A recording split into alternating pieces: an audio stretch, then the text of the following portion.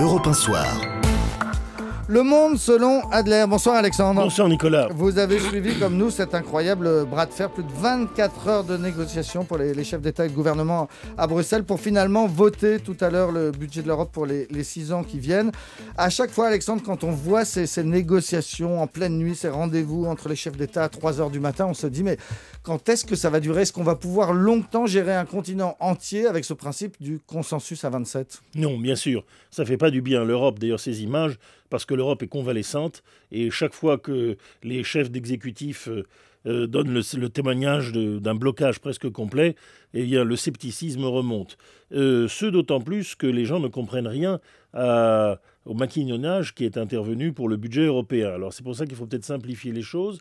D'abord, il y a eu un compromis pour dire que le budget va se retrouver aux alentours de 1% du PIB de l'ensemble de l'Europe.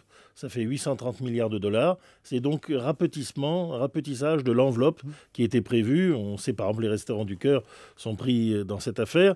Mais la France a des raisons de se réjouir. C'est qu'on n'a pas réduit la politique agricole commune autant que les Anglais le demandaient, qui sont particulièrement sauvages chaque fois qu'il s'agit d'agriculture. Donc la France a sauvé une partie de ses subventions et même obtenu une rallonge d'1 milliard par un autre fonds de solidarité. Donc François Hollande va pouvoir revenir la tête haute. Mais enfin, derrière tout cela, il n'y a absolument aucune vision de l'Europe, aucune stratégie industrielle.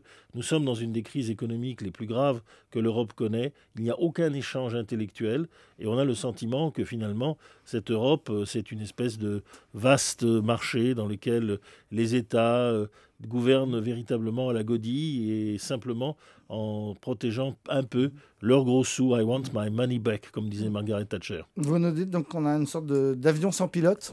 Un peu, avec une grande différence. C'est que autant le spectacle à Bruxelles est toujours affligeant, que ce soit la Commission, que ce soit le gouvernement, 27, bientôt 28, puisque la Croatie va venir, c'est évidemment beaucoup trop.